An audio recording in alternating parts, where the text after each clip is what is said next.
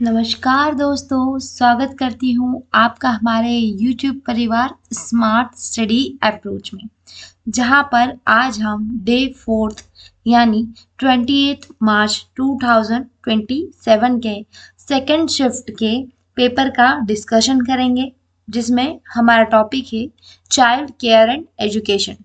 Okay, so let's start. सबसे हमारा जो पहला क्वेश्चन है वह हम हमारा जो ग्रामेटिकल या नॉलेज जनरल नॉलेज पोर्शन से लेंगे, क्योंकि वहां पर भी उससे संबंधित प्रश्न पूछे जाते हैं स्टूडेंट्स। सो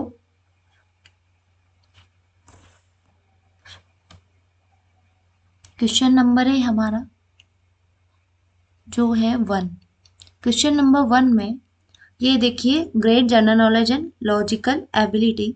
यहाँ पर सबसे पहला ही क्वेश्चन हमसे पूछा गया है कि कौन सा शब्द जठरांत मार्ग से खाद्य पदार्थ को गुदा की ओर बढ़ाने वाली जो पेशी होती है ना, वाली पेशी संकुचन की तरंग का वर्णन करता है। ठीक है, कौन सा शब्द है?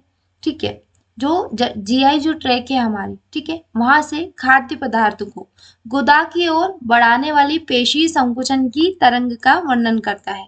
ऑप्शन है क्रमाकुंचन, लोलक गतिशीलता, खंडी भवन या आवली यानी मंथन। सो आपको मैं बता दूं कि जब जो हमारा खाद्य पदार्थ है वह हमारे माउथ से हमारे ईसोफेगस में जाता है, ठीक है, देन हमारे गुदा तक पहुंचता है। तो यह जो प्रोसेस होती है ना, इस प्रोसेस में क्या होता है, आपने यहाँ से फूड लिया, ठीक है, यह फूड जब जीआई ट्रैक से जाता है ना, तो हमारी जो जीआई ट्रैक है वहां पर क्या होता है, क्रमाकुंचन होता है। क्या होता है वहां पर, संकुचन होता है। ठीक है, किसका संकुचन?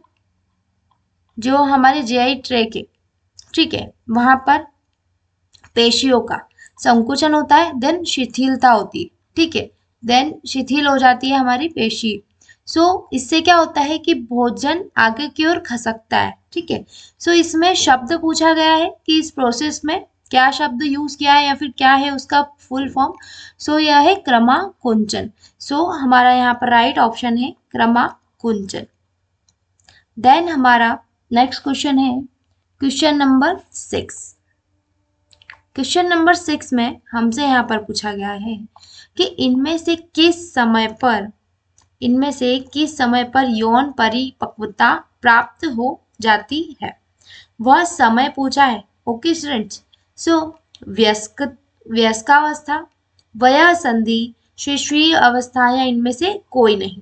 आप इंग्लिश वर्ड भी पढ़िएगा, क्योंकि अधिकतर इंग्लिश प्रोनाउंसिएशन राइट हो जाती है और हिंदी का थोड़ा सा जो है वर्ड प्रोनाउंसिएशन क्या है, या तो समझ नहीं आता है या फिर कुछ मिस्टेक्स आ जाती है उसको क्वेश्चन को बताने में। सो एडल्टहुड, प्यूबर्टी, फेलिक स्टेज या नन ऑफ द अबाव। सो जो हमारी प्यूबर्टी होती है, ठीक है, हमारी जो प्यूबर्टी होती है जिसको हम वया संधि हिंदी में बोलते हैं, या फिर हम बोल सकते हैं यौवन। क्या बोल सकते हैं? यौवन। या हम कह सकते हैं सयानापन, जब बच्चे सयाने हो जाते हैं। ओके, सो यौन परिपक्वता कब आती है? जब बच्चे यौवन अवस्था में आ जाते हैं या फिर सयानापन आ जाता है उनके अंदर, या प्यूबर्टी आ जाती है। इंग्लिश में क्या बोलते हैं? प्यूबर्टी यानी वया संधि। ठीक है, यह वया जो संधि लिखा हुआ है, यह प्रोनाउंसिएशन करने में थोड़ा सा समझने में बच्चों को टाइम लगता है, इसलिए कई बार वयस्कावस्था को वो राइट करके आ जाते हैं। ठीक है, बट प्यूबर्टी वह एज होती है जिसमें यौन परिपक्वता आ जाती है, यानी सेक्सुअल मैच्योरिटी आना स्टार्ट हो जाती है। सो राइट ऑप्शन है हमारा प्यूबर्टी। देन हमारा नेक्स्ट क्वेश्चन है क्वेश्चन नंबर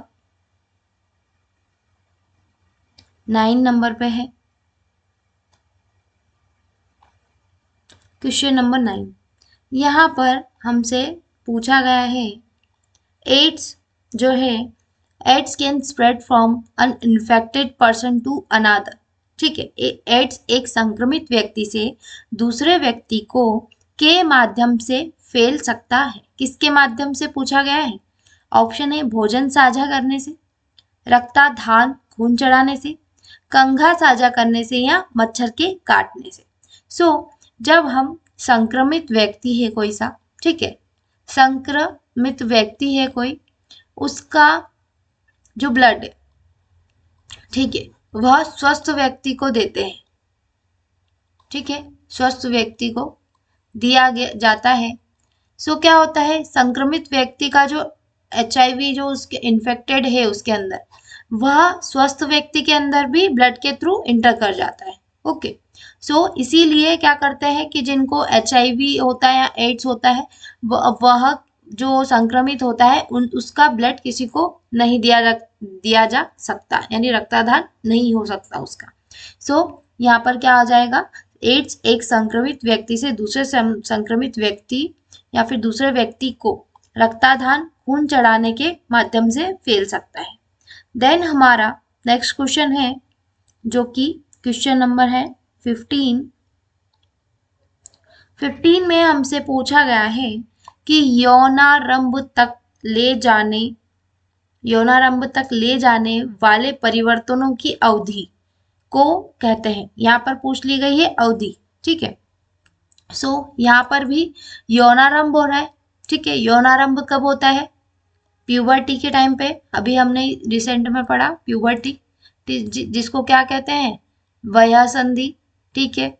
यहाँ पर प्यूबेसेंस आ गया है, लेकिन प्यूबेसेंस भी क्या होता है, प्यूबर्टी का ही फॉर्म होता है। प्यूबर्टी जो है प्रोसेस का नाम है, प्यूबेसेंस उसमें प्रोसेस हो रही है। यहाँ पर प्यूबर्टी यानी प्यूबेसेंस वह भी सही है। वयः संधि, इस अवधि को वयः संधि कहते हैं। ओके स्टूडेंट्स, देन हमारा नेक्स्ट है जो कि क्वेश्चन नंबर है 15 हम डिस्कस कर चुके हैं। 21 में हमसे पीयूष ग्रंथि के बारे में क्वेश्चन हुए हैं। स्टूडेंट्स, अगर आपने ग्लैंड से रिलेटेड वीडियो हमारी नहीं देखी है तो आप उस वीडियो को जरूर देखें, क्योंकि ग्लैंड से संबंधित कई क्वेश्चन आपके एग्जाम में पूछे गए हैं। यहाँ पर लिखा है पीयूष ग्रंथि को मास्टर अंतःस्रावी ग्रंथि भी कहा जाता है और यह के नियंत्रणाधीन होती है। किसके नियंत्रणाधीन होती है? पीनियल ग्रंथि, अधिवृक्क ग्रंथि, हाइपोथैलेमस या अवतु ग्रंथि। जो हमारी पीयूष ग्रंथि है उसे मास्टर ग्रंथि क्यों कहा गया? क्योंकि वह दूसरी अंतःग्रावी जो अंतःस्रावी ग्रंथियां होती है ना, उनका क्या करती है, नियंत्रण करती है। ठीक है, क्या करती है, नियंत्रण करती है दूसरी अंतःस्रावी ग्रंथियों का, इसीलिए इसे मास्टर ग्रंथि कहा गया है स्टूडेंट।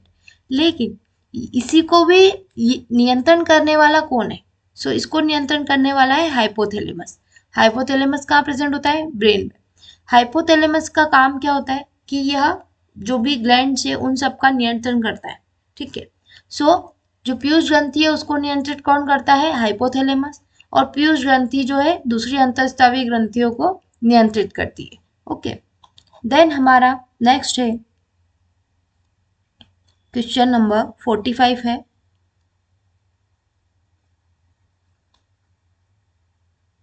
45 यहाँ पर पूछा गया है उल्लवेधन एमनियोसेंटेसिस नामक तकनीक का अनुमत उपयोग के लिए होता है। उल्लवेधन की बात की गई है और यहाँ पर इंग्लिश में जो वर्ड है एमनियोसेंटेसिस। इसका एमनियोसेंटेसिस से आप क्या समझते हैं स्टूडेंट्स?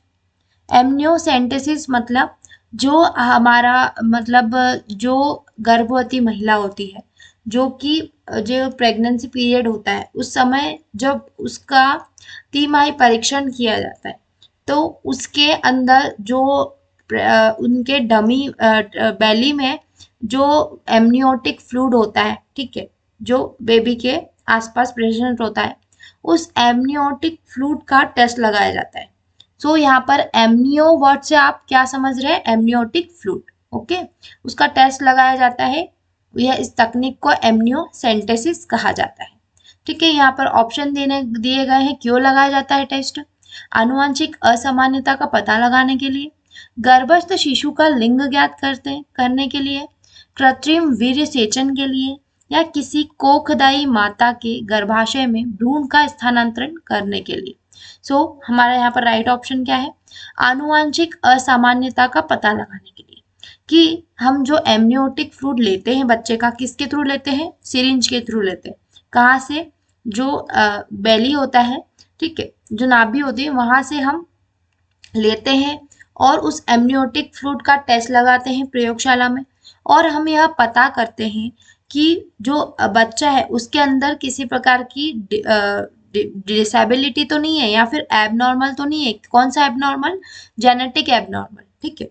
सो ये सब जो डिफिकल्टीज है इसका पता इस प्रोसेस के थ्रू 99% करेक्ट होता है। अगर इस प्रोसेस में यानी एमनियोसेंटेसिस में पता लगा कि यह डिफेक्ट है, मतलब डिफेक्ट है, क्योंकि इसका परीक्षण 99% राइट होता है। ओके स्टूडेंट्स, तो आपको समझ में आया एमनियोसेंटेसिस का उपयोग क्या हुआ आनुवंशिक असामान्यता का पता लगाने के लिए। देन हमारा नेक्स्ट है क्वेश्चन नंबर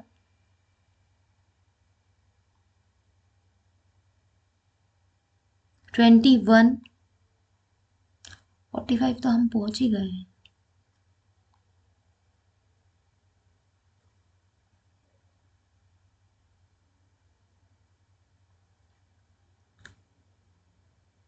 लैंगरहैंस के द्वीप समूह में मिलते हैं, ठीक है। 51 हमारा क्वेश्चन है, यहाँ पर पूछा गया है लैंगरहैंस के द्वीप समूह में मिलते हैं। सो क्या मिलते हैं? अग्रपीयूष, वृक्कवल्कुट, प्लीहा या अंतःस्रावी अग्नाशय में। अब यह लैंगरहैंस के द्वीप समूह तो आपने कई बार सुना होगा, लेकिन लैंगरहैंस क्यों कहा गया है? वो भी हमारी बॉडी के अंदर, ठीक है। सो क्या होता है कि सबसे पहले जो लैंगरहैंस होता है उसका नाम इसीलिए रखा गया है लैंगरहैंस क्योंकि यह एक जर्मन जर्मन चिकित्सक होते हैं ना, जर्मन चिकित्सक उनका नाम है, ठीक है। क्या नाम है? पाल लैंगर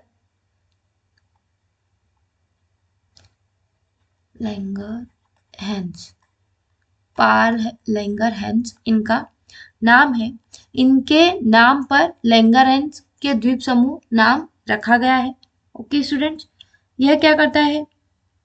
इसमें क्या होता है? कोशिका मिलकर शरीर के रक्त शर्करा के स्तर को नियंत्रित करती है, ठीक है। जो लैंगरहैंस के द्वीप समूह होते हैं ना, उसमें जो कोशिकाएं मिलकर क्या करती है? कोशिकाएं मिलकर क्या करती है? जो शर्करा है उसके स्तर को नियंत्रित करती है, ठीक है, कंट्रोल करके रखती है। सो इसी को ही क्या है? लैंगरहैंस के द्वीप समूह। और वो कहाँ पर मिलते हैं? अंतःस्रावी अग्नाशय में। कहाँ पर? पैनक्रियास के अंदर, इंडोक्राइन पैनक्रियास में लैंगरहैंस के द्वीप समूह मिलते हैं, ठीक है। और इसमें क्या होता है? जो कोशिका होती है वो शर्करा के स्तर को नियंत्रित करती है। ओके, देन जो लैंगरहैंस है हमारे, पाल लैंगरहैंस, इन्होंने एक तो लैंगरहैंस के द्वीप समूह की पहचान की, देन इन्होंने त्वचा के अंदर, किसके अंदर? त्वचा के अंदर कोशिकाएं देखी, ठीक है। ये इनकी जो दो खोज थी, ठीक है। यह फर्स्ट है वो सेकंड है या फिर कुछ भी, लैंगरहैंस के द्वीप समूह, देन त्वचा कोशिका। देन हमारा नेक्स्ट है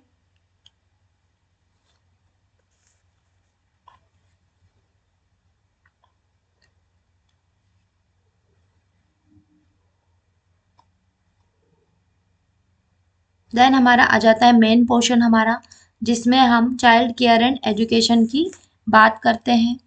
ओके स्टूडेंट्स, यह हमारा क्या है? मेन टॉपिक है।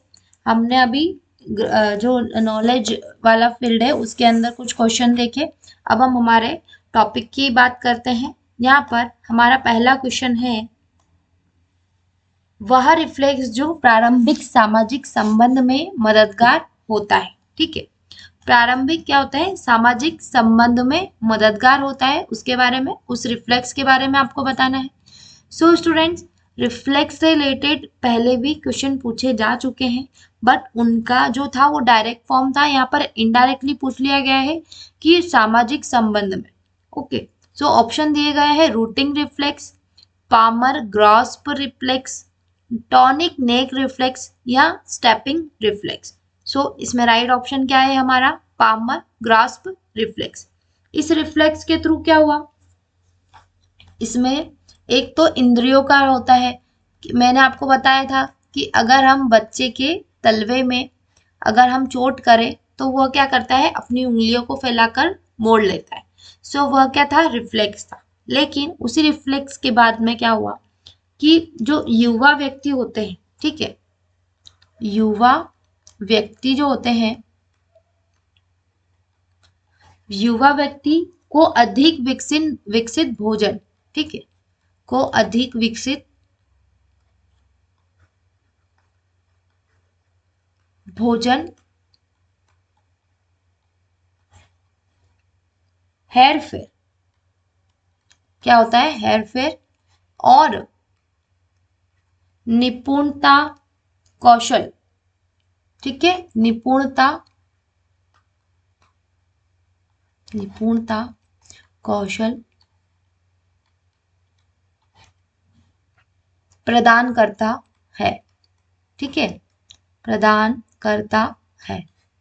कौन करता है, जो रिफ्लेक्स होता है वो भी कौन सा, पामर ग्रास्प रिफ्लेक्स। यह क्या करता है, युवा व्यक्ति को, अब युवा व्यक्ति कोई भी हो सकता है, समाज में हो सकता है, पूरा समाज जो है हमारा। सो युवा व्यक्ति को अधिक विकसित भोजन, हेरफेर और निपुणता कौशल प्रदान करता है। क्या करता है, पामर ग्राफ्स रिफ्लेक्स। सो यहाँ पर इसी को इनडायरेक्टली पूछा था कि वह रिफ्लेक्स जो प्रारंभिक सामाजिक संबंध में मददगार होता है, ठीक है। सो इस रिलेटेड क्वेश्चन आए तो आप कंफ्यूज मत होइएगा, यहाँ पर रिफ्लेक्स की बात की गई है पहली बात तो, देन सामाजिक संबंध में बात की गई है। सो यहाँ पर एक कंफ्यूजिंग होने वाला टर्म दे रखी है इन्होंने, लेकिन जो पामर ग्रास रिफ्लेक्स होता है उसके बारे में मैंने आपको बता दिया है कि युवा व्यक्ति को अधिक विकसित भोजन, हेरफेर और निपुणता कौशल प्रदान करता है। ओके, सो राइट ऑप्शन हमारा हो जाएगा palmar grasp reflex. Next one है हमारा क्वेश्चन नंबर 2। यहाँ लिखा है कि बच्चों का सबसे अधिक शारीरिक उत्पीड़न कौन करता है, ठीक है, सबसे अधिक शारीरिक उत्पीड़न यानी बच्चों को डरा के धमका के रखना, ठीक है, उनके साथ कभी कभी हिंसा से पेश आना। सो यह सब काम जो है सबसे पहले कौन करता है, क्या आया करती है, या गैर अभिभावकी परिजन करते हैं, या माता पिता करते हैं, या शिक्षक करता है। सो सबसे अधिक तो माता पिता करते हैं। क्यों, क्योंकि वह जो सबसे पहले बच्चा किससे जुड़ता है, माता पिता से। सो माता पिता क्या करते हैं, कभी जो है बच्चों के साथ में शारीरिक उत्पीड़न भी करते हैं, ठीक है। सो यहाँ पर हमारा राइट ऑप्शन क्या हो जाएगा, माता पिता। नेक्स्ट हमारा है, यहाँ हमसे पूछा गया है ICDS कार्यक्रम सेवा निम्नलिखित आयु वर्ग के बच्चों को पूरक आहार और इम्यूनाइजेशन प्रदान करती है, ठीक है। क्या होता है, ICDS programme give supplementary nutrition and immunisation for the age group under. वहां आपसे एज ग्रुप पूछ ली गई है स्टूडेंट। सो आयु वर्ग के जो है तो ऑप्शन है जन्म से 3 साल, जन्म से 6 साल, या 2 से 4 साल। सो जो ICDS है, इंटीग्रेटेड चाइल्ड डेवलपमेंट सर्विसेज जो है वह क्या करती है, जन्म से 6 साल के जो बच्चे होते हैं ना, उन बच्चों को जो है सप्लीमेंट्री न्यूट्रिशन और इम्यूनाइजेशन प्रदान करती है। ओके, सो यहाँ पर ही हमसे जो है आंसर हमें यहाँ मिल गया है। सो मैंने आपको यहाँ बता दिया, 0 से जन्म से 6 साल के जो होते हैं उन बच्चों के लिए यह ICDS करता है। देन हमारा नेक्स्ट क्वेश्चन है question number 4। Fetus get its nourishment from, किससे नरिशमेंट प्रोवाइड करता है, गर्भ को पोषण मिलता है किससे। ऑप्शन है एमनियोटिक पुटिका से, अपरा से, नाभिक रज्जु से, स्तनपान से। सो हमारा राइट ऑप्शन है अपरा। अब कई स्टूडेंट्स के मन में आता होगा कि पोषण तो एम्बेलिकल कॉर्ड से मिलता है, ठीक है। सो स्टूडेंट्स, जो हमारा प्लेसेंटा होता है ना, प्लेसेंटा का जो निर्माण होता है वह पहले होता है, और प्लेसेंटा के थ्रू कौन कनेक्ट होता है, एम्बेलिकल कॉर्ड, ठीक है। एम्बेलिकल जो कॉर्ड होती है वह कनेक्ट होती है, और वह फिर किससे जाके कनेक्ट होती है, जो हमारा बेबी है उससे जाके, ठीक है, इससे कनेक्ट होती है। सो जो प्लेसेंटा है, प्लेसेंटा का जो है फॉर्मेशन यानी निर्माण पहले होता है और प्लेसेंटा में ही क्या पोषक तत्व प्रेजेंट होते हैं, ठीक है। और यहीं से ही न्यूट्रिशन, पोषक तत्व सब कुछ यहीं से ही जाता है किसके, अम्बिलिकल कॉर्ड के थ्रू बच्चे के अंदर। सो यहाँ पर गर्भ को पोषण मिलता है, किसके थ्रू मिलता है, प्लेसेंटा के। ओके स्टूडेंट्स, क्लियर हुआ आपको कि प्लेसेंटा पहले क्यों आया है या फिर प्लेसेंटा का नाम इसमें आंसर राइट क्यों है। देन हम बढ़ते हैं हमारे नेक्स्ट क्वेश्चन की ओर। नेक्स्ट क्वेश्चन में हमसे पूछा है बोली या भाषा के विकास के पूर्व यह होता है, ठीक है। पूर्व की बात की गई है स्टूडेंट, पश्चिम की बात नहीं कही है, पूर्व की बात की है। बोली या भाषा के विकास के पूर्व यह होता है, क्या होता है। सो पश्चिम भाषी बधिरता, मध्य बधिरता या गंभीर बधिरता। सो क्या होता है हमारा राइट ऑप्शन, पूर्व भाषाई बधिरता। यह क्या हो जाएगा हमारा राइट ऑप्शन हो जाएगा। क्यों, क्योंकि जो बोली या भाषा के विकास के पूर्व क्या होता है हमारा, जो पूर्व भाषाई बधिरता आती है। देन हमारा नेक्स्ट क्वेश्चन है क्वेश्चन नंबर 6। यहाँ पर पूछा गया है कि निर्जीव चीजों को सजीव के रूप में देखने की बच्चों की प्रवृत्ति, ठीक है। बच्चे क्या करते हैं, जब बच्चे छोटे होते हैं तो वह हर चीज को क्या समझते हैं, सजीव समझते हैं। अब निर्जीव जो चीजें हैं जैसे पत्थर है, स्टूल है, घर की चीजें हैं, ये सब उनको कहीं ना कहीं सजीव के रूप में दिखाई देती है, ठीक है। सो उनके अंदर यह प्रवृत्ति होती है, इसे क्या कहते हैं। तो इस रिलेटेड क्वेश्चन की भी हम पहले डिस्कशन कर चुके हैं, पर उस टाइम उसका हिंदी अनुवाद भी आया था, देन इंग्लिश भी आया था, और यहाँ पर ओनली इंग्लिश अनुवाद की बात की गई है। ऑप्शन है हमारे डायनामिज्म, एनिमिज्म, मैक्सिमिज्म या ह्यूमनिज्म। सो हमारा राइट ऑप्शन क्या हो जाएगा, एनिमिज्म। एनिमिज्म जो होता है उसे हम क्या कहते हैं, जीववाद। अब क्लियर हुआ स्टूडेंट, जीववाद के बारे में मैंने आपको जो हमारा इसे रिसेंट यानी जो सुबह के शिफ्ट का 28 का जो पेपर था उसके अंदर ये पूछा गया है, लेकिन वहाँ डायरेक्ट ऑप्शन दिया था जीववाद। सो जीववाद के अंदर क्या होता है कि बच्चा निर्जीव को भी सजीव के रूप में देखता है। फॉर एग्जाम्पल चट्टानों या फिर प्राकृतिक घटनाओं, इन सभी को क्या करता है, वह सजीव के रूप में देखता है। सो हमारा यहाँ पर राइट ऑप्शन हो जाएगा एनिमिज्म।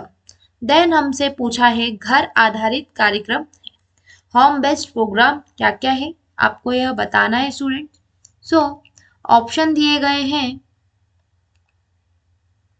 फर्स्ट ऑप्शन हमारा स्क्रीन पर, देखभाल प्रदाताओं और गृह संचालक की भूमिका में माता पिता की सहायता, पर्यावरण की सहायता, शिक्षकों की सहायता या लोगों की सहायता। अब यह तीनों ऑप्शन तो नहीं, क्योंकि यहाँ पर होम बेस्ड लर्निंग की बात की गई है। सो होम बेस्ड लर्निंग में क्या होता है, देखभाल प्रदाताओं और गृह संचालक की भूमिका में माता पिता की सहायता। यह हमारा क्या हो जाएगा, जो हमसे पूछा था घर आधारित कार्यक्रम, जो ये हमारा क्या हो जाएगा, राइट ऑप्शन हो जाएगा। देन हमारा क्वेश्चन नंबर 8 है, यहाँ हमसे पूछा है कि वह कक्षा जहाँ विलक्षण बच्चों को, ठीक है, यहाँ पर विशिष्ट बच्चों की जगह विलक्षण बच्चे लिख दिया गया है, क्योंकि इंग्लिश में तो वही है एक्सेप्शनल चिल्ड्रन, को शिक्षा दी जाती है वह कहलाती है, ठीक है। सो कहाँ शिक्षा दी जाती है उसकी बात की जा रही है स्टूडेंट, इसे भी थोड़ा ध्यान से पढ़िएगा। सो सेल्फ कंटेंट क्लास या रिसोर्स रूम, स्पेशल रूम या रेगुलर क्लासरूम। सो हमारा राइट ऑप्शन है रिसोर्स रूम। क्यों, क्योंकि रिसोर्स रूम में यहाँ पर विशिष्ट बच्चों की बात की गई है। सो विशिष्ट बच्चों को पढ़ने के लिए भी विशिष्ट चीजों की जरूरत होगी। सो जो भी सोर्सेस है जिसके थ्रू वह शिक्षा लेते हैं, वह सभी सोर्सेस कहाँ अवेलेबल होंगे, रिसोर्स रूम में। ओके, सो उनके लिए क्या होता है, रिसोर्स रूम होता है विशिष्ट शिक्षा के लिए, ठीक है। सो वह क्या कहलाता है, रिसोर्स रूम। देन हमारा नेक्स्ट क्वेश्चन है क्वेश्चन नंबर 9। यहाँ पर डिस्कस किया है पहले साल के अंत तक ज्यादातर शिशु, ठीक है, जो पहले साल यानी अंत। सो जो हमारे साल में कितने महीने होते हैं, 12 महीने होते हैं।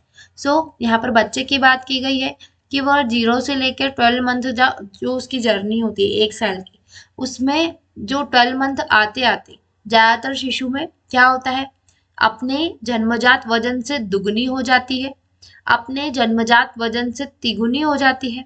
ठीक है, लगभग 10 पाउंड वजन वृद्धि कर लेते हैं या इनमें से कोई नहीं।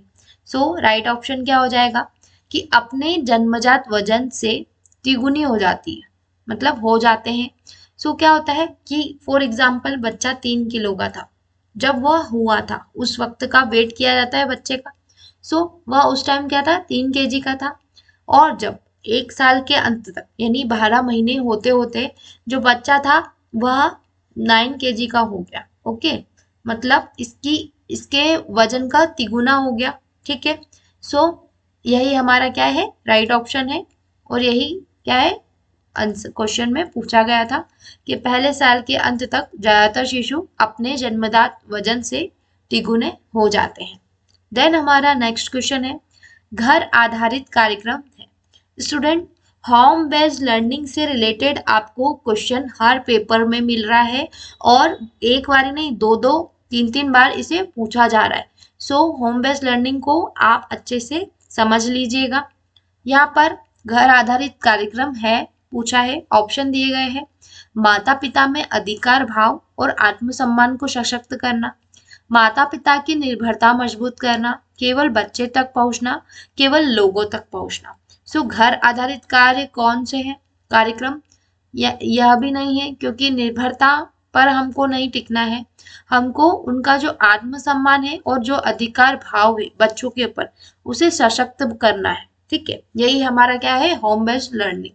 सो हमारा ऑप्शन भी देख लेते हैं हम, यही हमारा बोर्ड के द्वारा दिया गया ऑप्शन है या फिर राइट आंसर है। नेक्स्ट वाले हमारा क्वेश्चन नंबर, यहाँ पर हमसे पूछा है, एपगर स्केल का उपयोग निम्नलिखित की वृद्धि के मूल्यांकन के लिए किया जाता है। Apgar scale is used to evaluate the growth of so Apgar scale की बात की गई है स्टूडेंट। इस क्वेश्चन से रिलेटेड क्वेश्चन अभी आया नहीं है क्योंकि यहाँ पर सीधे आपसे एपगर स्केल पूछ लिया गया। ठीक है, सो ऑप्शन है स्कूल जाने वाले बच्चे, प्री स्कूली बच्चे, 1-2 साल के बच्चे या नवजात। सो यहाँ पर राइट ऑप्शन हो जाएगा, क्या हो जाएगा, न्यूबॉर्न यानी नवजात। अब एपगर स्केल के बारे में आपको क्या जानकारी है, अगर नहीं है तो मैं आपको एक शॉर्ट में बता देती हूँ कि जो एपगर स्केल होता है, ओके, क्या होता है एपगर स्केल, वह क्या करता है, एक परीक्षण करता है। ठीक है, क्या करता है, परीक्षण करता है। और जो जन्म के बाद किसकी बात की जा रही है, यहाँ पे नवजात की बात की जा रही है कि नवजात की जो 1 से लेके 5 मिनट तक की जो समय होता है, उस समय में उसका परीक्षण किया जाता है और उसमें परीक्षण में देखा जाता है कि उसकी हृदय गति तो नॉर्मल है या नहीं है या फिर कितनी है। ठीक है, उसकी मांसपेशियां जो है, ठीक है, मांसपेशियों की टोन, मांसपेशियों की टोन, ठीक है, वह देखा जाता है। और अन्य जो संकेत होते हैं उसके, इन सबको देखा जाता है।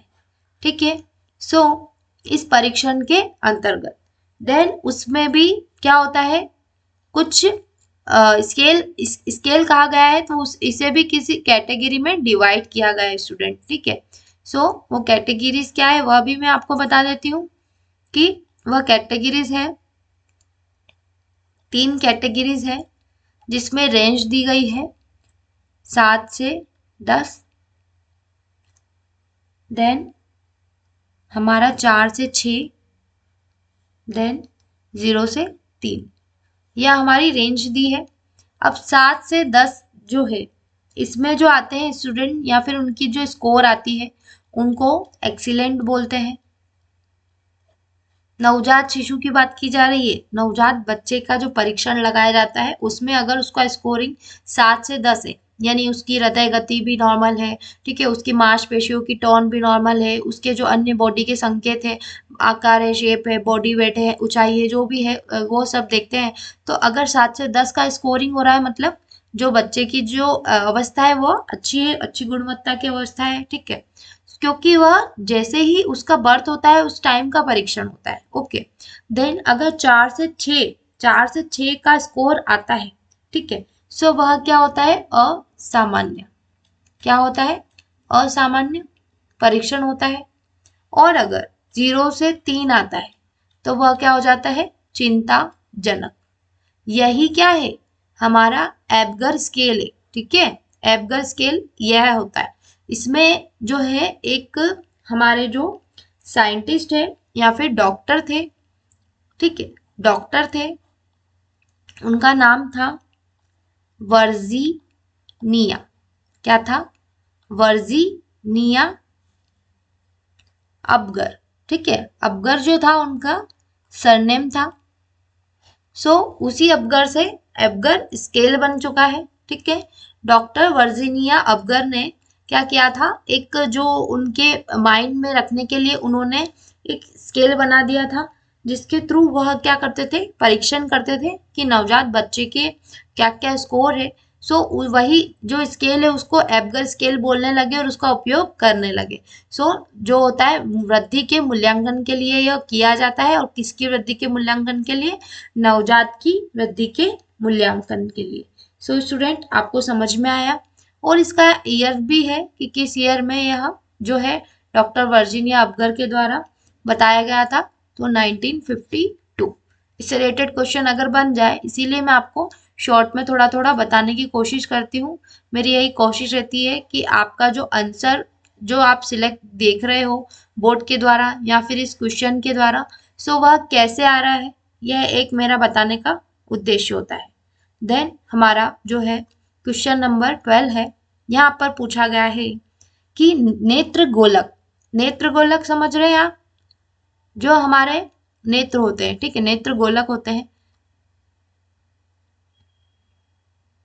ये हमारी आई है। ठीक है, नेत्र गोलक पर अत्यधिक दबाव कहलाता है। सो यहाँ पर दबाव पड़ रहा है, ठीक है, नेत्र गोलक पर अत्यधिक दबाव, बहुत ज्यादा। अत्यधिक दबाव कब पड़ता है, या तो हम गुस्से की, जब हमें बहुत ज्यादा क्रोध आता है तब नेत्र गोलक पर अत्यधिक प्रभाव पड़ता है, या फिर किसी कंडीशन में। ठीक है, सो नेत्र गोलक पर अत्यधिक प्रभाव जो होता है वह दबाव कहलाता है, क्या कहलाता है, ग्लूकोमा, रिफ्रैक्शन, मायोपिया या मोतिया बिंद। सो नेत्र गोलक पर अत्यधिक प्रभाव कहलाता है ग्लूकोमा। ठीक है, क्या कहलाता है, ग्लूकोमा। आप देखते हैं कि यहाँ पर रेड रेड जो है बहुत ज्यादा निशान हो जाते हैं और वह आसानी से जाते नहीं है। अगर हम इसका समय पर ट्रीटमेंट ले लें तो यह नॉर्मल हो सकते हैं, लेकिन नहीं लेते हैं तो इसका जो रिजल्ट होता है वो क्या होता है, ब्लाइंडनेस।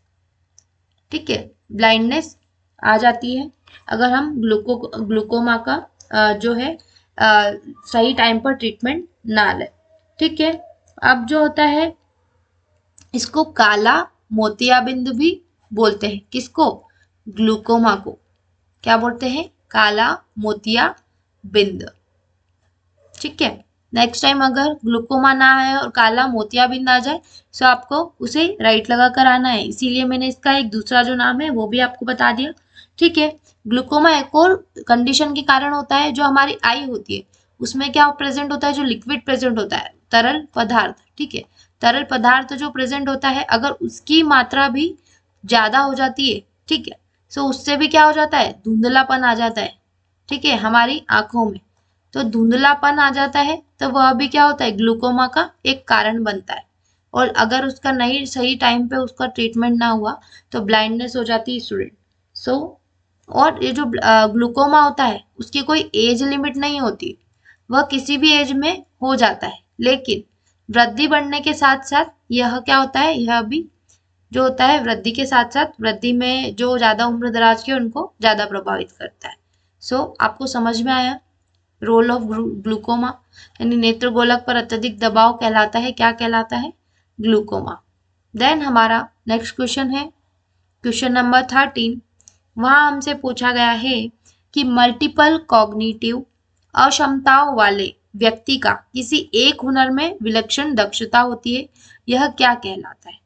क्वेश्चन में इंग्लिश में भी आप पढ़ लीजिएगा। When a individual with multiple cognitive disabilities has extraordinary proficiency in one isolated skill, this is known as, ठीक है, मतलब उसके अंदर बहुत सारी, मल्टीपल नहीं, बहुत सारी अक्षमताएं हैं, ठीक, कोई व्यक्ति है उसके अंदर बहुत सारी अक्षमताएं हैं, लेकिन फिर भी वह किसी एक चीज में ऐसा हुनर होता है उसके अंदर जो नॉर्मल बच्चों से भी आगे तक का हो जाता है, किसी भी एक चीज में, वो कला भी हो सकती है, संगीत भी हो सकता है, या फिर तबला ढोलक पेटी ये कुछ बजाना भी हो सकता है, कुछ भी एक कला हो सकती है, ठीक है। सो यह क्या कहलाता है? ऑप्शन है रेनमैन सिंड्रोम, एस्पर्गर क्षमता, बौद्धिक पृथक्करण, सावंत सिंड्रोम। सो यहाँ पर हमारा राइट ऑप्शन क्या हो जाएगा? सावंत सिंड्रोम, ठीक है, राइट ऑप्शन है हमारा सावंत सिंड्रोम। सावंत सिंड्रोम को एक और सिंड्रोम कहा जाता है जिससे कि आप इस चीज को याद रखेंगे स्टूडेंट, पंडित, ठीक है, यह वर्ड तो आपने अभी तक सुना ही नहीं होगा, पंडित सिंड्रोम किसको कहा जाता है? जो सावंत सिंड्रोम है उसको, जिससे कि आपको यह आसानी से याद रहे कि यह जो मल्टीपल कॉग्निटिव अक्षमताओं वाले व्यक्ति का किसी एक हुनर में विलक्षण दक्षता होती है उसे हम सावंत सिंड्रोम भी कहते हैं, या फिर पंडित सिंड्रोम करके आप इसको याद रख सकते हो। सो इसमें क्या होता है? मानसिक विकलांगता तो आती है, असाधारण क्षमता भी रहती है, लेकिन किसी एक चीज में, संगीत में, स्मृति में, गणना करने में, ठीक है, किसी भी एक चीज में वह बहुत ज्यादा क्या हो जाता है? अच्छा निकल जाता है, नॉर्मल बच्चों से भी आगे हो जाता है। सो हमारा राइट ऑप्शन क्या था? सावंत सिंड्रोम। देन हमारा नेक्स्ट क्वेश्चन है क्वेश्चन नंबर 14। वहां हमसे पूछा है निम्नलिखित के दौरान बोली के विकल्प के रूप में हाव भाव का उपयोग किया जाता है। हाव भाव का उपयोग किया जा रहा है। सो हाव भाव का उपयोग कब करता है? कौन करता है? बच्चे करते हैं, ठीक है। सो शुरुआती बचपन की अवधि में, बालपन की अवधि, परिवर्ती बचपन की अवधि, या प्री स्कूली साल, ठीक है। सो यहाँ पर कहीं ना कहीं सभी एक दूसरे से कांटेक्ट के ही है, लेकिन जो टोडलर होते हैं, जो बच्चे होते हैं, या फिर टोडलर पीरियड होता है, बालपन की जो अवधि होती है बच्चों की, उस अवधि में क्या होता है?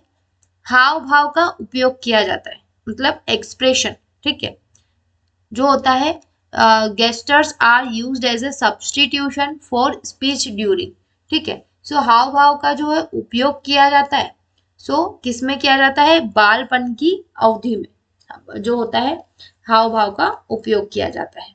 देन हमारा नेक्स्ट है क्वेश्चन नंबर 15। इनमें से कौन माता से बच्चे में HIV संक्रमण के प्रसारित होने का सबसे सामान्य स्वरूप है? सो कौन सा है? पहला है गर्भावस्था के दौरान अपरा या गर्भनाल के जरिए, ठीक है, सो यह भी होता है। प्रसव के दौरान रक्त मिश्रण से भी हो सकता है। क्या HIV की बात की जा रही है स्टूडेंट? दुग्ध स्त्राव के दौरान स्तन दुग्ध के जरिए, जी हाँ। तो हमारा राइट ऑप्शन क्या हो जाएगा? उपरोक्त सभी। क्यों? क्योंकि यहाँ पर इन तीनों कारणों से जो है HIV संक्रमण के प्रसारित होने का जो है सबसे सामान्य स्वरूप है। देन हमारा नेक्स्ट क्वेश्चन है निम्न में से किसके कारण मस्तिष्क में घबराहट होती है? वह उससे आसन्न या अपेक्षित अवस्था की अनुभूति होती है। क्या होता है वह? अवसाद, उदासीनता, अप्रसन्नता या चिंता। सो आप यह देखेंगे फॉर एग्जाम्पल कि आप एग्जाम देने के लिए गए और आपको तो पता ही है कि हम काय की तैयारी करवा रहे हैं? महिला पर्यवेक्षक की। सो वहां पर बहुत सारे कैंडिडेट्स ने ये जो है एग्जाम के लिए आवेदन दिया है, और जो पद है वह क्या है? सीमित है, लेकिन कैंडिडेट्स जो है बहुत ज्यादा है।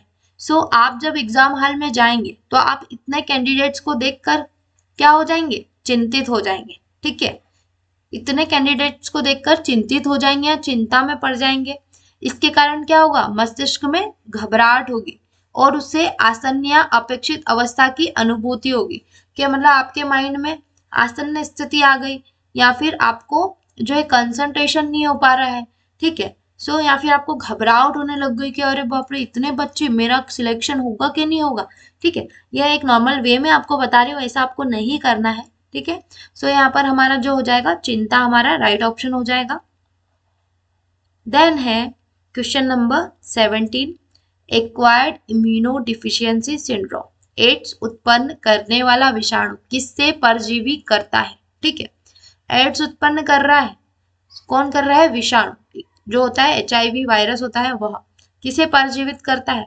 बी सेल्स को, या फिर साइटोक्सिक सेल्स को, या टी सेल्स को, या the membrane of lymph node यानी लसिका ग्रंथियों की झिल्ली को। सो यहाँ पर राइट ऑप्शन क्या हो जाएगा?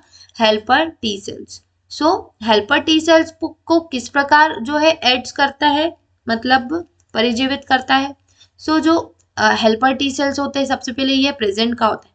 सो WBC जो होता है, ठीक है, श्वेत रक्त कणिका है, उसका एक प्रकार होता है टी सेल्स, ठीक है, जिनका वर्क क्या होता है? जो हमारा शरीर है उसको संक्रमण से बचाना, ठीक है, क्या होता है? संक्रमण से बचाना, यह टी सेल्स का काम होता है। लेकिन जो एड्स होता है वही क्या करता है?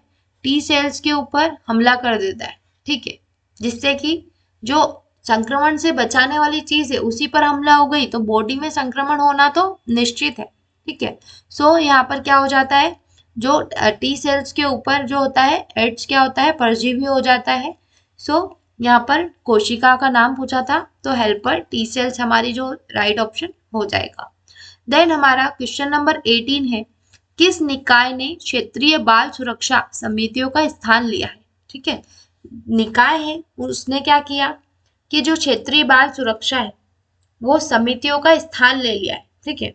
So local safeguarding child's board ने, बाल सेवा प्रतिकार, चिल्ड्रेन्स ट्रस्ट, या चाइल्ड सेफगार्ड कमेटी।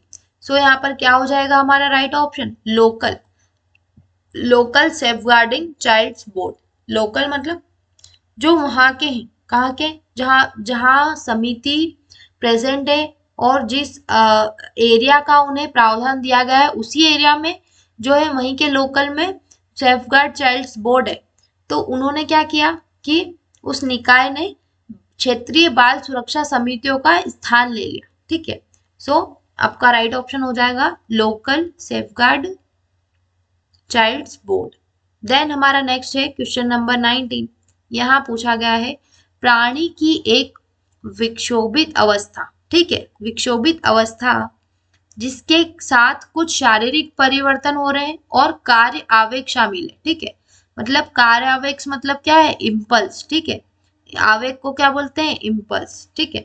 सो शारीरिक परिवर्तन यानी जो फिजियोलॉजिकल चेंजेस भी हो रहे हैं और इम्पल्स भी हो रहे हैं, जनरेट हो रहे हैं, ठीक है, शामिल होते हैं, विकास के रूप में निरूपित किया जाता है। किस विकास के रूप में? मोटर, सामाजिक, भावनात्मक या बौद्धिक। सो शारीरिक के साथ साथ जो इम्पल्स वो किससे रिलेटेड है? इमोशन से, ठीक है। सो यहाँ पर क्या हो जाएगा? भावनात्मक विकास के रूप में निरूपित किया जा सकता है। प्राणी की एक विक्षोभित अवस्था जिसके साथ कुछ शारीरिक परिवर्तन और कार्य आवेग शामिल होते हैं भावनात्मक विकास के रूप में निरूपित किया जा सकता है। देन हमारा नेक्स्ट क्वेश्चन है, यहाँ पूछा गया है कि मोटर विकास निम्नलिखित पर निर्भर करता है। मोटर डेवलपमेंट डिपेंड्स ऑन, किस पर निर्भर करता है? सो आप जानते हैं मोटर यानी सेंसर और मोटर, ठीक है, ये दो वर्ड अधिकतर यूज किए जाते हैं, सेंसर और मोटर। सो सेंस मतलब जो हमारी संवेदी होती है, ठीक है। देन मोटर मतलब क्रिया के प्रति प्रतिक्रिया देने वाले जो हाथ पैर होते हैं वह क्या होते हैं? मोटर के इसमें आते हैं। सो वह क्या करते हैं? क्रिया करते हैं। और सेंस क्या करते हैं? संवेदना करते हैं या फिर महसूस करते हैं, ठीक है। सो यहाँ पर लिखा है motor development depends on. So option है पेशीय परिपक्वता, हड्डियों का अस्थिकरण, अच्छा भोजन अंतर्ग्रहण, या प्रदान किए गए बेहतरीन अवसर। सो क्या हो जाएगा हमारा राइट ऑप्शन? पेशीय परिपक्वता। पेशीय मतलब मस्कुलर मैचुरेशन। जो मस्कुलर मैचुरेशन किस में होता है? जो हमारी मसल्स प्रेजेंट होती है, तो मेनली कहाँ होती है? हमारे हाथ पैरों में। सो वह भी किससे रिलेटेड हो गई? हाथ पैर से। सो मोटर विकास निम्नलिखित पर निर्भर करता है, किस पर निर्भर करता है? मस्कुलर जो होता है मैचुरेशन पर, पेशी परिपक्वता। सो राइट ऑप्शन क्या हमारा हो जाएगा? ऑप्शन 1। नेक्स्ट वन है हमारा क्वेश्चन नंबर 22। यहाँ पर पूछा गया है बाल सहायता सोसाइटी का उद्देश्य है। ठीक है, किसका उद्देश्य?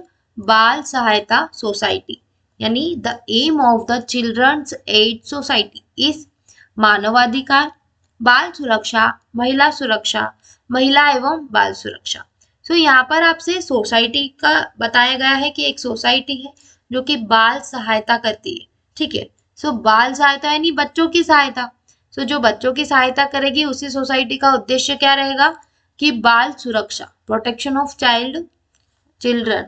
सो बाल सुरक्षा क्या हो जाएगा हमारा? राइट ऑप्शन हो जाएगा। नेक्स्ट वन है हमारा क्वेश्चन नंबर 22। यहाँ पर पूछा गया है कि मध्य स्तर पर अवमंदित बच्चों, ठीक है, जो रिटार्डेड होते हैं, माइंडली रिटार्डेड, अवमंदित बच्चों के लिए शैक्षणिक विचारण निम्नलिखित पर बल देता है। किस पर बल देता है? सोशल स्किल्स पर, स्वयं सहायता कौशल पर, तत्परता कौशल पर या खेल कौशल पर। सो स्टूडेंट, बच्चा पहले से ही अवमंदित है, सो वह सामाजिक, तत्परता कौशल और खेल कौशल, इन कौशलों से पहले क्या कौशल सीखेगा? स्वयं सहायता कौशल। दूसरी चीजों को सीखने की बजाय, वो बच्चा अवमंदित बच्चे की बात हो रही है यहाँ पर, वह पहले खुद के लिए स्वयं की सहायता कौशल सीखेगा। ठीक है, सेल्फ हेल्प स्किल सीखेगा, देन वह दूसरी स्किल्स पे जाएगा। ठीक है, क्योंकि वह क्या है? एक अवमंदित बच्चा है। सो हमारा राइट ऑप्शन क्या हो जाएगा? Option number 2। नेक्स्ट वन है हमारा निम्नलिखित में से एक घर आधारित शिक्षण का उद्देश्य। स्टूडेंट्स, यह चीज मैंने आपको पहले भी बता दी थी। ठीक है, कि जो होम बेस्ड लर्निंग है इससे रिलेटेड आपसे पूछे जा रहे हैं बार बार, और इसमें भी पूछे जाएंगे। तो देखिए यहाँ पर फिर से एक होम बेस्ड लर्निंग का क्वेश्चन सामने आया है कि निम्नलिखित में से एक घर आधारित शिक्षण का उद्देश्य है। सो क्या है? अपने बच्चों के शिक्षक के रूप में माता पिता की भूमिका के बारे में ज्ञान वृद्धि, समुदाय के ज्ञान का विकास, युवाओं के ज्ञान का विकास या लोगों को जागरूकता विकास में मदद। सो यहाँ पर क्या हो जाएगा हमारा राइट ऑप्शन? अपने बच्चों के शिक्षक के रूप में माता पिता की भूमिका के बारे में ज्ञान वृद्धि, यह आ जाएगा एक होम बेस्ड लर्निंग का उद्देश्य। सो राइट ऑप्शन है हमारा ऑप्शन 1। देन हमारा नेक्स्ट क्वेश्चन है Kasturba Gandhi national memorial trust का मुख्यालय कहाँ है? ठीक है, यहाँ Kasturba Gram Gandhi national memorial trust का मुख्यालय कहाँ है? सो ऑप्शन आपको दिए गए हैं। क्या ऑप्शन दिए गए हैं? कोलकाता, ठीक है, देन है बिहार, आंध्र प्रदेश या मध्य प्रदेश। सो हमारा राइट ऑप्शन क्या हो जाएगा? मध्य प्रदेश, क्योंकि जो कस्तूरबा क्या था? Kasturba Gram Gandhi national memorial trust जो है वह कहाँ का आया? जो है एमपी में है। ठीक है, इसका मुख्यालय एमपी में है। और यह क्यों बनाया गया? कस्तूरबा गांधी जी की याद में। ठीक है, इसीलिए इसका नाम Kasturba Gram Gandhi national memorial trust रखा गया, क्योंकि कस्तूरबा गांधी जी की याद में बनाया गया। ठीक है, अब एमपी में तो है, लेकिन एमपी में कहाँ है? आपसे यह भी पूछा जा सकता है कि Kasturba Gram Gandhi national memorial trust Madhya Pradesh में कहाँ स्थित है? सो आपको नॉलेज होना चाहिए इंदौर में। ठीक है, इंदौर में यह है, प्रेजेंट है, और इसका जो है कब हुआ था? इसका 1964 में इसका निर्माण हुआ था। ठीक है, so Kasturba Gram Gandhi national memorial trust Kasturba ji की याद में बनाया गया है, और यह एमपी के इंदौर में उपस्थित है, और 1964 में इसका गठन हुआ था। देन हमारा नेक्स्ट क्वेश्चन है अतिरंजित व्यवहार का निम्न में से कौन एक रूप है? ठीक है, किसका? अतिरंजित व्यवहार का, यानी एग्जेग्रेटेड जो होता है बिहेवियर होता है। सो प्रतिद्वंदिता, सजा, नकारात्मकता या आक्रामकता। सो जो होता है यहाँ पर नेगेटिविज्म, या नकारात्मकता। नकारात्मकता के थ्रू क्या होता है, अतिरंजित व्यवहार होता है। ठीक है, अतिरंजित व्यवहार को क्या कहा गया है, नकारात्मकता कहा गया है। सो इससे क्या होता है कि जो हमारा एग्जाग्रेटेड बिहेवियर होता है, इसमें नकारात्मक आती है। ठीक है, नकारात्मकता आती है, नेगेटिविटी आती है इस व्यवहार से, एक्स्ट्रा हो जाता है वो, मतलब एक नॉर्मल बिहेवियर होता है और एक अति हो जाती है। तो ठीक है, तो अति भी क्या होती है, बुरी होती है। सो ज्यादा अति भी बच्चों से, मतलब बच्चों को ज्यादा ही प्रोटेक्शन देना, तो उससे क्या आती है, बच्चों के अंदर नेगेटिविटी आ जाती है, नकारात्मकता आ जाती है। नेक्स्ट वन है हमारा, यहाँ पर पूछा गया है कि निम्नलिखित में से कौन सा अपंग बच्चे की विकृति का एक कारण है। ठीक है, अपंग बच्चा है, सो उसकी विकृति का एक कारण है तंत्रिका, हड्डी या मांसपेशी, केवल हड्डी, केवल मांसपेशी, हड्डी मांसपेशी या जोड़। सो इसमें क्या हो जाएगा, जो अपंग बच्चे की बात की जा रही है। ठीक है, अपंग कौन होते हैं, जिनकी हड्डी या हाथ पैर नहीं होते। ठीक है, सो हड्डी मांसपेशियां जोड़, ये क्या हो जाएगा, हमारा एक विकृति का एक कारण है। सो राइट ऑप्शन हमारा हो जाएगा ऑप्शन 4। देन हमारा नेक्स्ट है क्वेश्चन नंबर 27। इनमें से किस सेटिंग में बच्चे रचनात्मक कौशल सीखते हैं। ठीक है, सो किस में सीखते हैं, स्कूल केंद्र में, रचनात्मक केंद्र में, घर आधारित केंद्र में या कोचिंग सेंटर में।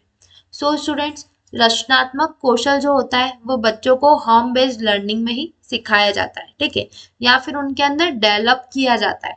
सो यहाँ पर घर आधारित केंद्र जो होता है, इसमें क्या होता है, यह रचनात्मक कौशल सीखते हैं। ठीक है, नेक्स्ट वन की ओर बढ़ते हैं हम। क्वेश्चन नंबर 28 है हमारा, यहाँ पूछा है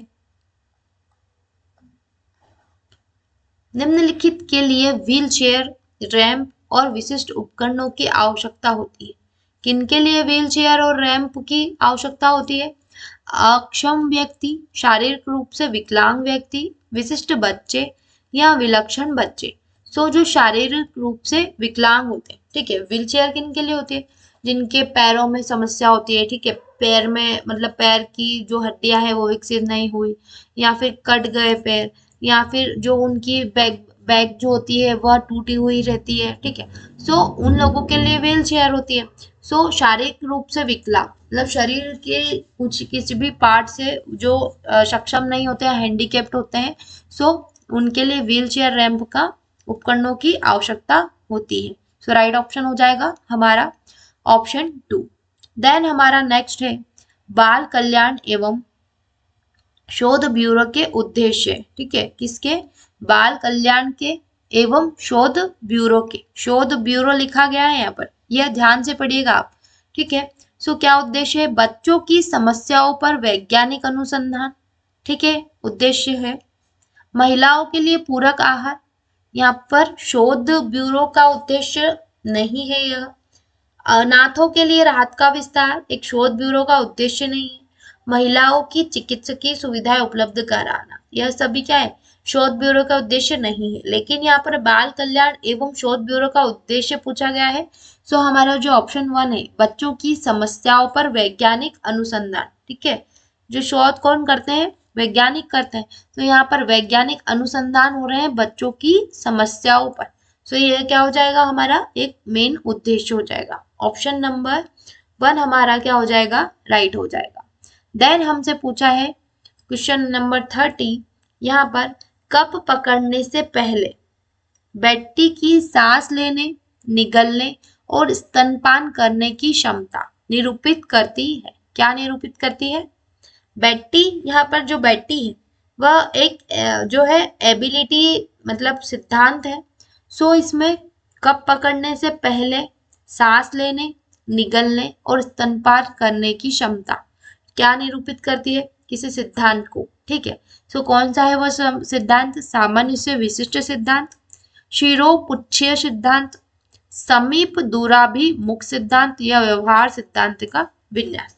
सो आप लास्ट में देखिए स्तनपान करने की क्षमता, यहाँ पर क्वेश्चन में लिखा गया है और कहीं ना कहीं ये रिलेटेड है हमारे आंसर से, समीप दूराभिमुख सिद्धांत। ठीक है, इसी में ही जो है एक बच्चे का माँ के प्रति जो होता है कि वह स्तनपान करने के लिए अपना मुख आगे करता है, ठीक है, जो समीप आता है अपने माता के। सो यहाँ पर है समीप दूराभिमुख सिद्धांत, ठीक है। सो हमारा राइट ऑप्शन क्या हो जाएगा, द प्रोक्सिमोडिस्टल प्रिंसिपल, ठीक है, ये हमारा क्या हो जाएगा, राइट ऑप्शन हो जाएगा। जो है इसके अंतर्गत क्या है, शरीर का केंद्र से बाहर की ओर, ठीक है, केंद्र जो होता है, शरीर का केंद्र जो होता है वहां से बाहर की ओर, बाहर की ओर जो होता है वह क्या होता है, डेवलपमेंट होता है। जो डेवलपमेंट होता है बच्चे का वह केंद्र से लेके बाहर की ओर होता है, किस सिद्धांत के अनुसार, समीप दूराभिमुख सिद्धांत के अनुसार। या फिर इंग्लिश टर्म भी आप इसकी याद रखिएगा कि प्रोक्सिमो डिस्टल सिद्धांत। क्या है यह, प्रोक्सिमो डिस्टल सिद्धांत, क्योंकि कई बार डायरेक्ट आपसे यह भी पूछ लिया जाता है कि प्रोक्सिमो डिस्टल सिद्धांत क्या है। सो उस टाइम क्या है कि जरूरी नहीं कि आपको हिंदी उसका याद हो। सो प्रोक्सिमल डिस्टल सिद्धांत क्या कहता है कि बच्चे की वृद्धि केंद्र से बाहर की ओर होती है, ठीक है। सो हमारा राइट ऑप्शन हो जाएगा प्रोक्सिमल डिस्टल प्रिंसिपल हो जाएगा। बच्चे के कप पकड़ने से पहले सांस लेने, निगलने और स्तनपान करने की क्षमता निरूपित करती है। देन हमारा नेक्स्ट वन आ जाएगा जो है 31 हमारा। यहाँ हमसे पूछा गया है प्री स्कूली बच्चों की भावनाएं निम्नलिखित के जरिए मुक्त होती है। किसके जरिए मुक्त होती है, सो प्री स्कूली बच्चे होते हैं उनकी भावनाएं पैक बोर्ड पर प्रहार, पढ़ना, ड्राइंग करना या अन्य बच्चों के साथ बातचीत। सो प्री स्कूली बच्चे हैं, ठीक है, जो स्कूल मतलब स्कूल जाना स्टार्ट करते हैं, या फिर जो एलकेजी प्ले स्कूल वाले बच्चे हैं, इन बच्चों की बात की जाए, नर्सरी वाले बच्चे, ये सब जो बच्चे होते हैं ये किसके जरिए मुक्त होती है उनकी भावनाएं, पैक बोर्ड पर प्रहार, ठीक है, hammering on the pack board. अब पैक बोर्ड से क्या समझते हैं स्टूडेंट, क्या आप जानते हैं पैक बोर्ड क्या होता है? जो पैक बोर्ड होता है ना, उसमें पहले तो 2 हुक लगे होते हैं, ठीक है, जो दीवार पर टंग जाते हैं। देन उसके अंदर छोटी छोटी या तो कील बोल दो, या फिर हुक बोल दो, या फिर खूटियां बोल दो, कि छोटी छोटी खूटियां होती है। इन खूटियों पर बच्चे कुछ भी टांग सकते हैं। फॉर एग्जाम्पल यहाँ पर वो स्केल भी रख सकते हैं, ठीक है। देन जैसे जो टूल्स रख सकते हैं हम यहाँ पर, जैसे स्क्रू ड्राइवर रख दिया यहाँ इसके थ्रू, या फिर ऐसे कुछ उभरे हुए अंदर की ओर उभरे हुए बॉक्स होते हैं, इसमें बच्चे क्या करते हैं अपने पेंसिल कलर या फिर कलर मोम कलर या फिर अपना बॉक्स ये इसके अंदर फिट कर देते हैं, ठीक है। सो ये होता है पैक बोर्ड। और यहाँ पर प्रहार, इस पे प्रहार इसके साथ खेलते हैं, कब खेलते हैं, प्री स्कूली बच्चों की भावनाएं निम्नलिखित के जरिए मुक्त होती है, तो पैक बोर्ड पर प्रहार, इस पर यह खेलते हैं, इस पर प्रहार करते हैं, ठीक है। सो पैक बोर्ड पर प्रहार क्या हो जाएगा, हमारा राइट ऑप्शन हो जाएगा। सो आपको समझ में आया कि यहाँ पर पैक बोर्ड किसे कहा गया है स्टूडेंट्स। नेक्स्ट वन है हमारा बालपन, टोडरहुड, जो टोडलरहुड होता है, इनमें से क्या विशेषता होती है उनमें, डगमगाते हुए चलने की शुरुआत, तीव्र शारीरिक बदलाव, महत्वपूर्ण रूप से बदलते हुए सामाजिक संबंध या उपरोक्त सभी। सो जो टोडलर होते हैं, ठीक है, जो बालपन वाले बच्चे होते हैं, उनमें क्या विशेषता पूछिए। सो विशेषता क्या होगी, डगमगाते हुए चलने की शुरुआत। जो टोडलर होते हैं वो क्या होते हैं, चलना सीखते हैं, तो वो चलना सीखते हैं तो कैसे चलते हैं, वो डगमगाते हुए, ठीक है। तो अनस्टेडी बिगनिंग वॉकिंग मूवमेंट, सो राइट ऑप्शन हमारा हो जाएगा। देन है हमारा जो है क्वेश्चन नंबर 33, यहाँ पर पूछा है कि ऑटिस्टिक स्पेक्ट्रम डिसऑर्डर में जब व्यक्ति अभी अभी सुने हुए शब्दों या ध्वनि की तत्काल नकल करता है, ठीक है, तो यह कहलाता है, क्या कहलाता है, acoustic disorder, echolalia, phonological inhibition या ग्राफिम डिसफंक्शन। सो इकोलेलिया क्या होता है, इसमें क्या होता है, फॉर एग्जाम्पल कि एक स्टूडेंट है और एक डॉक्टर है, ठीक है, कौन है, डॉक्टर है और एक स्टूडेंट है, यहाँ बच्चा है या कोई व्यक्ति है, अपन स्टूडेंट ले लेते हैं। डॉक्टर ने कहा कि आप कैसे हो स्टूडेंट से, तो स्टूडेंट भी सेम उनसे कहेगा कि आप कैसे हो। डॉक्टर कहेगा कि आप कौन सी क्लास में पढ़ते हो। एज इट इज बच्चा भी उनसे यही कहेगा कि आप कौन सी क्लास में पढ़ते हो, यानी जो बच्चा सुन रहा है उसी ध्वनि की तत्काल नकल करना इसके अंतर्गत आता है। किसके अंतर्गत? इकोलेलिया। इकोलेलिया जो हो जाता है उसके अंतर्गत जो व्यक्ति होता है वह क्या करता है, जिसकी भी बात सुनता है सेम एज इट इज बात बोलता है। ठीक है, आपको क्लियर हुआ कि इकोलेलिया वर्ड क्या है और यह कहाँ यूज हो रहा है, कैसे यूज हो रहा है।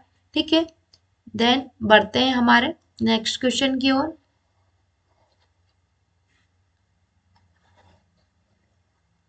होम बेस्ड प्रोग्राम, फिर से रिपीट हो रहा है स्टूडेंट। घर आधारित कार्यक्रम हो सकता है अधिक प्रभावी बाल शिक्षण, निरक्षरों द्वारा तत्परता से स्वीकार्य।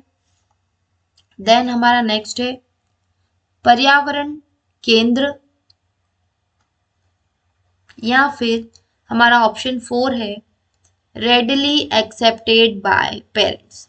सो क्या हो जाएगा हमारा होम बेस्ड वाले प्रोग्राम में माता पिता द्वारा तत्परता से स्वीकार। ठीक है, ये हमारा राइट ऑप्शन हो जाएगा कि जो माता पिता द्वारा तत्परता से स्वीकार्य हो जाता है किसमें, हमारे जो होम बेस्ड प्रोग्राम होते हैं, ठीक है, वो कार्यक्रम होते हैं वह हो सकते हैं, क्या हो सकते हैं, माता पिता द्वारा तत्परता से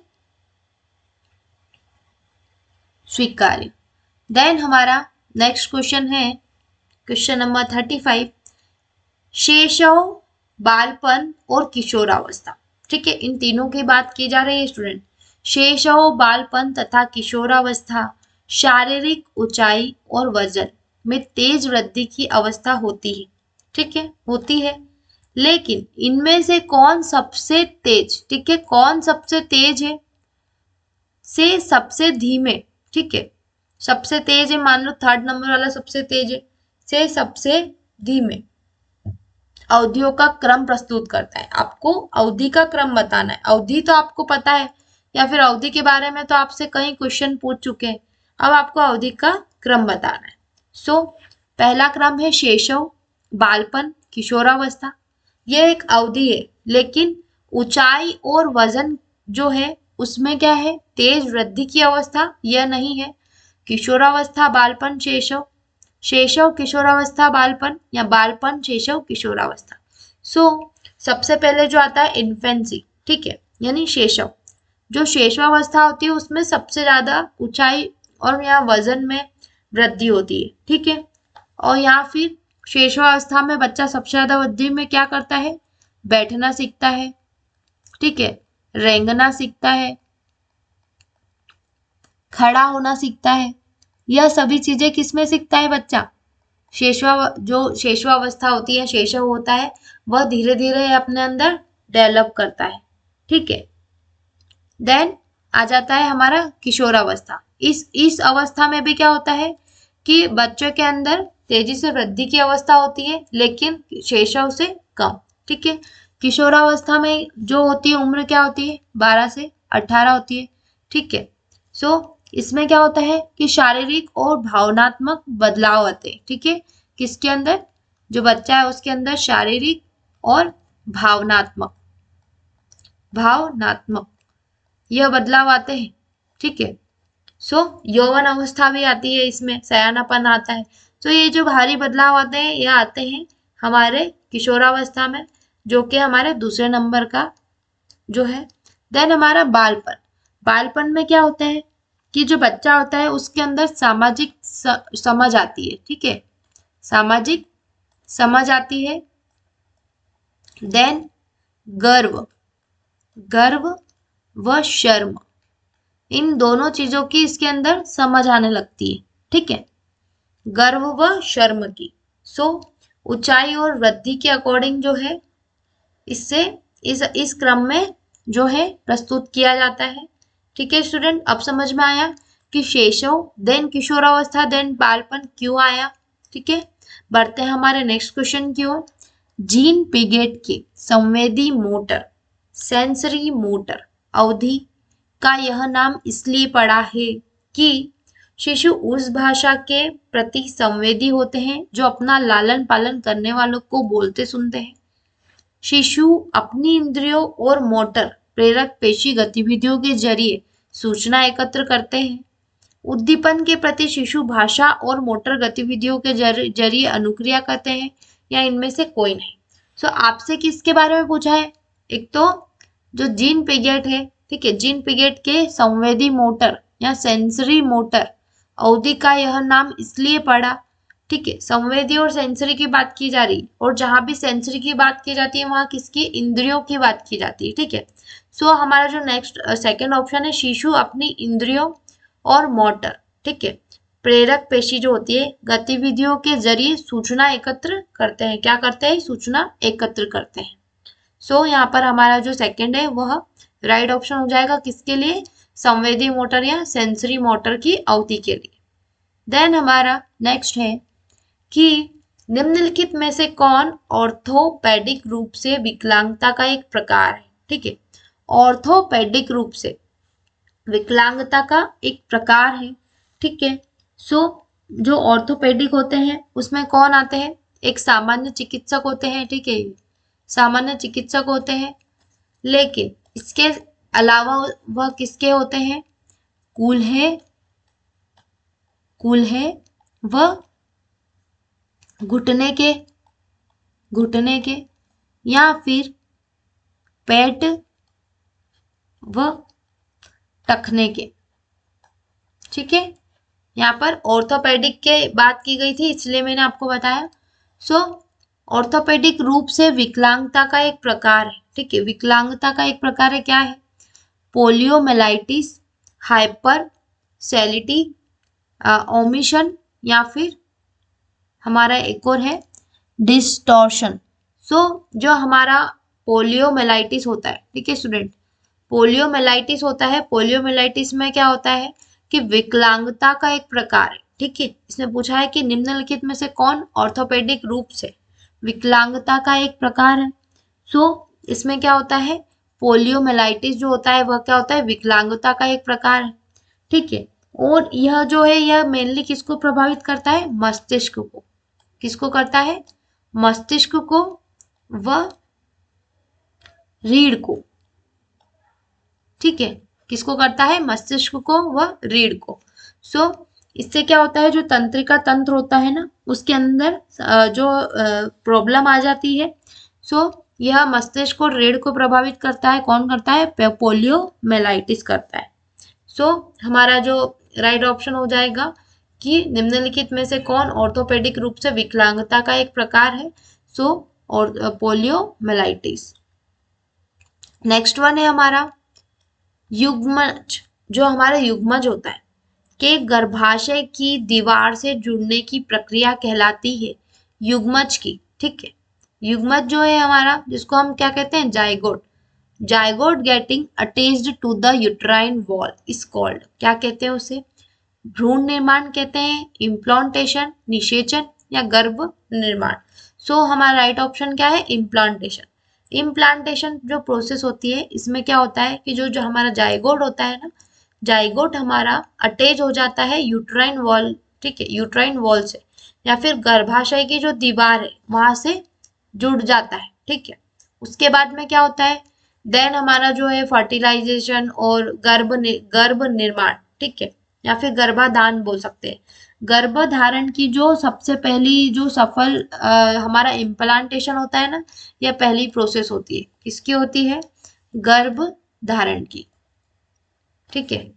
और अगर इम्प्लांटेशन हो जाता है गर्भधारण में, सो क्या होता है? मादा, जो मादा होती है वो क्या हो जाती है? गर्भवती हो जाती है, ठीक है, इम्प्लांटेशन के द्वारा। सो आपको समझ में आया कि इम्प्लांटेशन जो है वो क्या है। नेक्स्ट वन है हमारा क्वेश्चन नंबर 39, जिसमें पूछा गया है कि चलने से पहले जॉन बैठ सकता है, ठीक है, चलने से पहले जो है बच्चा बैठ सकता है और अपनी भुजाओं पर नियंत्रण कर सकता है। यह प्रक्रिया कहलाती है, क्या कहलाती है? मस्क्यूलेचर विकास सिद्धांत, या सिफेलोकॉर्डल सिद्धांत, प्रॉक्सिमोडिस्टल सिद्धांत, या संवृद्धि सिद्धांत। सो इसमें हमारा राइट ऑप्शन क्या है? सिफेलोकॉर्डल सिद्धांत। जो सिफेलोकॉर्डल सिद्धांत है, ठीक है, उसके अंतर्गत क्या होता है कि जो हमारा बच्चा होता है, ठीक है, वह क्या करता है, उसका जो विकास होता है या फिर जो नियंत्रण होता है वह सिर से पैर की तरफ होता है, ठीक है। और उसमें बच्चा क्या करता है, हमारे जो पैर होते हैं उससे पहले सिर को उठाने का प्रयास करता है, ठीक है, किसमें, सिफेलोकॉडल सिद्धांत के अकॉर्डिंग। और अगर हम सिफेलोकॉडल है इसे दो भागों में बांटे, तो जो सिफेलो होता है, ठीक है, क्या होता है, सिफेलो, सिफेलो, जो सिफेलो होता है ना, इसका मीनिंग होता है सिर, सिफेलो से सिर होता है। और जो कॉडल होता है ना हमारा, कॉडल, इसको क्या कहते हैं, पूंछ, ठीक है। इसीलिए भी इसको कहा गया है कि सिर से पैर पैर तक इसका ग्रोथ होता है, मतलब सिर सिर मतलब सिफेलो, कॉडल मतलब पूंछ, इसी में इसका क्या है, मीनिंग छुपा हुआ है स्टूडेंट्स। समझ में आया आपको सिफेलोकॉडल्स का सिद्धांत क्या कहना चाह रहा है।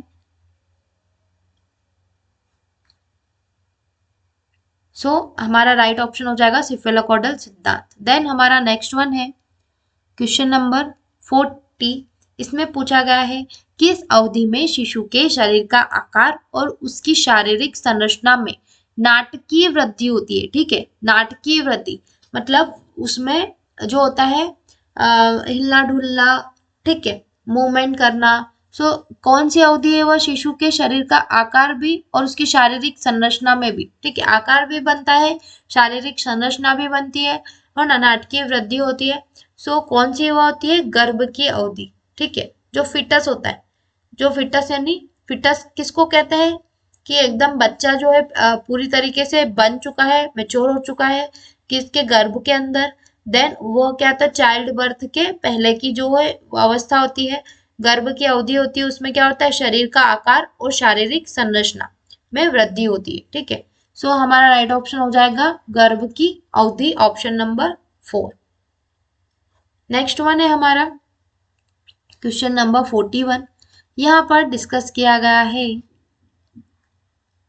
किस प्रकार के प्रशिक्षक माता पिता को कम लागत वाले खेल उपकरण विकसित करने में मदद करते हैं, ठीक है। प्रशिक्षक की बात की गई है, किस प्रकार के प्रशिक्षक, स्कूली शिक्षक, घरेलू आगंतुक, डिमॉन्स्ट्रेटर या टीचर एजुकेटर। यहाँ पर राइट ऑप्शन हमारा हो जाएगा स्कूली शिक्षक। स्कूली शिक्षक क्या होते हैं, वो प्रशिक्षक होते हैं, माता पिता को कम लागत वाले खेल उपकरण विकसित करने में मदद करते हैं। खेल उपकरण जो कि कम पैसों के हों, जिसमें कम पैसा लगे, ठीक है, लो कॉस्ट प्ले इक्विपमेंट जो होते हैं वह विकसित करने में मदद करते हैं कौन, स्कूली शिक्षक। नेक्स्ट वन है हमारा, यहाँ पूछा है कि इनमें से किसके HIV संक्रमण के चपेट में आने पर उच्च जोखिम होता है, पेशेवरी कर्मी, नशीली दवाएं सेवन करने वाले, बार बार रक्त आदान कराने वाले, मतलब अपना जो रक्त है वो किसी को दान करने वाले, ठीक है, किसी और को देने के लिए। जो कर्मी होते हैं उनके अंदर भी हो सकते हैं, जो पेशेवर कर्मी, जो प्रोफेशनल वर्कर्स होते हैं, ठीक है, जो इसके कांटेक्ट में आते हैं या फिर ऐसे जो मरीज हैं उनका इलाज करते हैं, उनमें भी यह जो है चपेट में आने का जोखिम होता है, ठीक है। जो ड्रग एडिक्ट वाले लोग हैं, नशीली दवाएं सेवन करने वाले, उनके अंदर, और जो बार बार रक्तदान करने वाले हैं उनके अंदर। हमारा राइट ऑप्शन क्या हो जाएगा, उपरोक्त सभी। इसमें क्या होता है, इनमें से किसके HIV संक्रमण के चपेट में आने का उच्च जोखिम होता है, किसका होता है, उपरोक्त सभी। नेक्स्ट वन है हमारा क्वेश्चन नंबर 43। भ्रूण की निम्नलिखित अवधि होती है, ठीक है, निम्नलिखित अवधि होती है किसकी, भ्रूण की, एम्ब्रियो की।